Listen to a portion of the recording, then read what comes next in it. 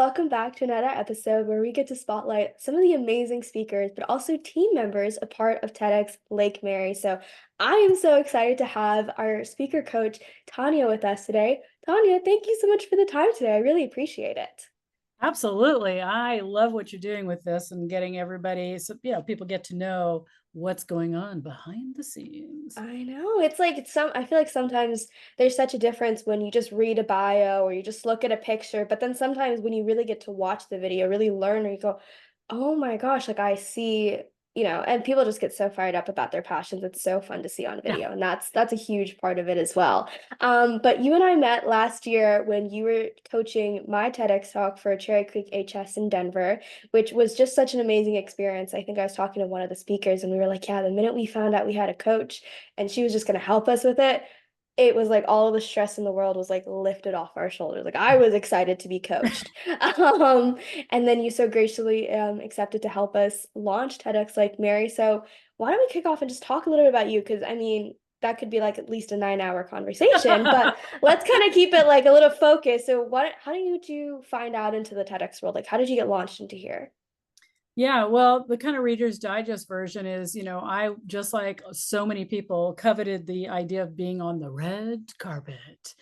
And that was probably 18 years ago. And I didn't know, just like most people don't, like, how does that happen? Right? Kind of a like mystery. And then one day out of the blue, I got a phone call, and it was TEDx Rainier, which back then was the top TEDx in the country. It was only rivaled by TED themselves. It was like their Wow. flagship 1,000 people. Yeah. And they're like, hi, we're TEDx Rainier, this Tanja Diamond. We want you on our stage. Now, I was so naive. I didn't realize I was breathing rarefied earth. How often does it happen that somebody calls somebody up and is going to say, we want Right. you out of it? Right. So I was just like, oh, cool. And they're like, what do you want to talk about? What's your idea? And I'm like, oh my God, so many things. Blah, blah, blah, blah, blah. I talked for 15 minutes straight, and she actually had to stop me. She goes, well, hang on a second. Hang on. Why don't you think about 3 things and Hmm. write those down, and I'll call you tomorrow. All right. People don't know this. Organizers do not call you daily and to help you get on their stage a week. They're only doing a week curation. And the next day, 3 items. She's like, oh, great. Blah, blah, blah, blah, blah. Oh, wait, stop. Can you pick one of those and Hmm. write more about it? So she worked with me for 4 days in a row. This is not their job to help you figure No. out what the heck you're going to talk about, right? That is like not the job. And at the end of it all, last day, 7 days in, they were making their final selection. She said, we really love you. We talk about you all day long. You're super interesting. We can't take you to our stage because we can't figure out what your idea is. Wow. I was crushed. I mean, I've never worked so hard on anything in my life than trying to figure out an idea to give them. And if I look at my idea now, I laugh. I mean, every one of my subtopics is probably a keynote, not a TEDx talk. Right. Yes, this is what happens when you're an innovator. Okay, so flash forward, I took that, tried to figure out what was gone, couldn't, eventually went and got a program. I Hmm. in a TEDx coaching program, fast tracked into becoming their head strategist and speaker coach for the company. Worked with hundreds and hundreds of people who didn't know how to figure out an idea. Became really an expert at getting that done. Went on to organize my own event, went on to run other things. That's where we met each other. I've been running several events, and then got the honor of basically being asked to do this. And Yeah. so, and as you know, some of my speakers have gotten 7+ millions of views at this point. I've also Yeah. written 8 TEDx talks that have millions of views as well.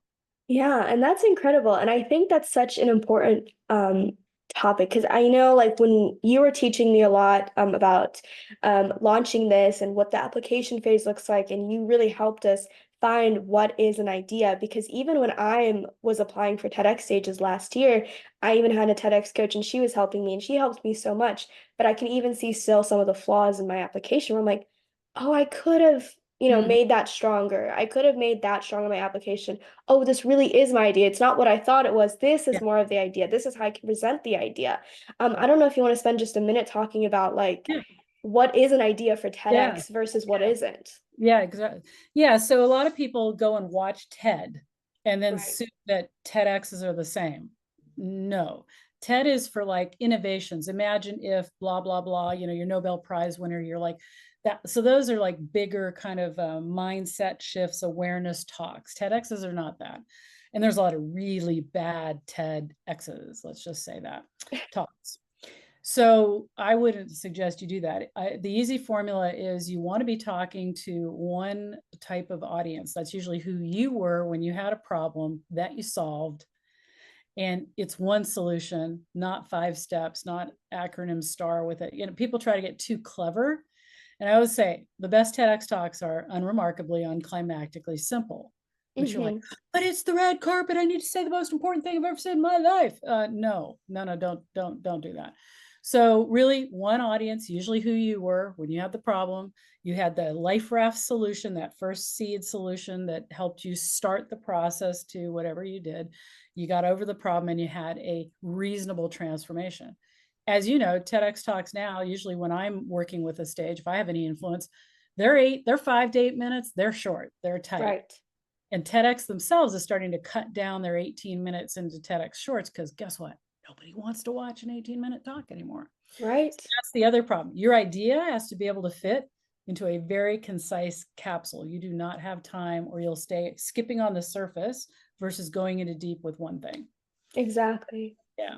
Yeah, and that's such a great piece of advice. And I think I really loved the part where it's like you're talking to yourself when you had the problem. Yeah. Because so many of us want to, like, we want to reach the world, we want to talk to the entire world.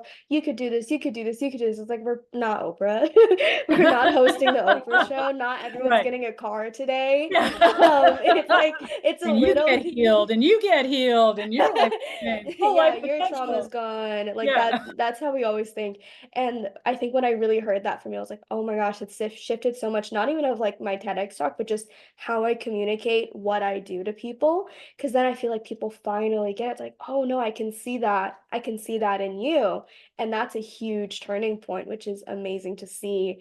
I would love to hear a little bit of your experience of being like a TEDx strategist. Like, is there anything that you didn't expect you were gonna have to do, and you're like, you get here and you're like, oh, I do have to do this when it comes to being an organizer or helping other people organize? Um, yeah. So, well, like, so my own running my own was TEDx Woodinville in 2023, and I took 20 speakers to the stage. Wow. Don't ever do that. So there's that part, like 20 speakers to the stage, you know, all under 8-minute or 9-minute talks. The logistics, oh my gosh, the speaker coaching, oh my gosh. So I think the thing that you don't expect to do, I haven't expected to do, one is run into coaching issues, meaning that somebody decides to hang on super tight, like they don't want to be coached, like they're getting coached, and all of a sudden they don't want to be coached. They think that what they have, their precious baby, is complete in itself. We saw this happen just recently, right? Right. Like, where all of a sudden it's like, no, I don't want to change what I'm doing. So people get stuck on their title, stuck on a theme, stuck on their book, stuck on something, and then I can't move them forward and some stuff can fall apart there. So that's the one thing I didn't expect because most people embrace the coaching. They do not want to say, oh, I wrote my TEDx talk, here it is. And like, you know, so that, and then of course there's always logistics. I mean, the tech stuff that goes wrong on most stages, you know, even when you're planned and you're prepared, it's just it's an event, right? So I think that that part as well.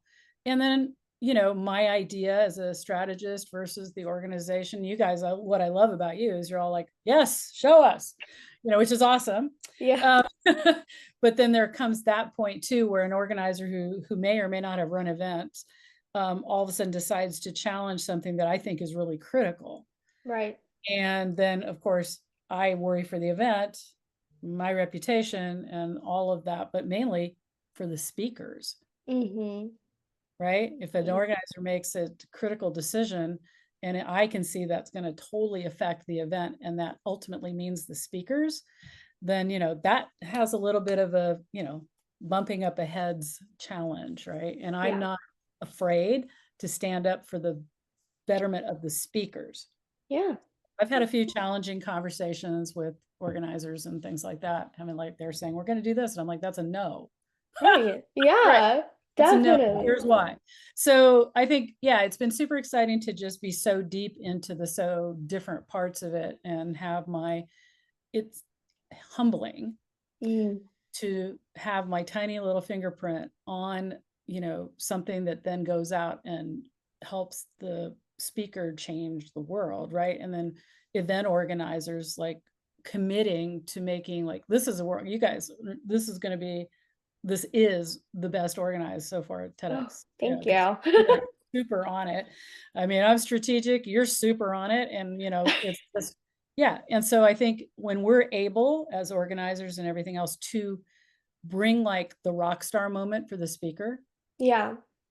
really embrace that this is elevating them so they can elevate what else they're doing. That is the pinnacle, not just, oh yeah, here's the red carpet, go on their iPhone, my first one where she's filming with her iPhone, all this crazy stuff. But yeah, you elevate, they elevate, that elevates everything else. So I'm such a fan of being involved in this one. It's just really Oh, thank you so much. Well, that's very kind. And I know you've dealt with a lot of stages, behind the scenes, in front of the scenes, like all of that. So it really means a lot to me and my family that when you said that to us a few days ago. And I've even talked to some of the speakers actually since our first training call. And, he was like, I felt so much more comfortable than I thought I was going to. And I really feel taken care of by the team. And that's the most important part because this is such a scary endeavor, a yes, TEDx talk, putting yourself out there. TEDx has 44 million views and 44 yeah, million subscribers, which is a lot. And we don't know how many views your video is going to get, but right. that's like the potential is you could get a lot of views and people just have like, eyes on you. So you want to put your best foot forward. And that's what you and I both want for our speakers. And we've been so committed to that. So it's great to work with someone who's as committed as us. And it's been just so much fun, I think, working with you. I have a lot of fun personally. I really enjoy every single thing I get to Macy, learn. and for those of you, Macy's my like soft touch. So like when I write an email, it's like blah blah blah blah blah blah, no emoji, whatever. And Macy will take that. This is like make it so nice and inclusive and wonderful. So the speakers get me on strategy calls like saying no, strike that, do that. But they get Macy to get the whole comfortable, yes, this is loving embrace fest. So it works out really well, I We think. do work really well, I do think. And I always stand with what you're saying. Everything makes sense. So when you say, I'm like, yeah, of course, I want something that's best for the speakers and best for the event. There's nothing else.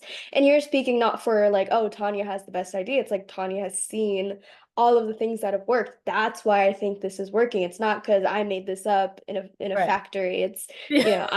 it was an experiment I saw with multiple, I'm sure, failures and successes and all the things in between. So we're very privileged here at TEDxLake Mary to have you on our team, and we're so excited for November 16th. So again, thank you so much for coming on, spending a few minutes, and you just have so much knowledge. So I think a lot of people get some nuggets out of this. So I appreciate it.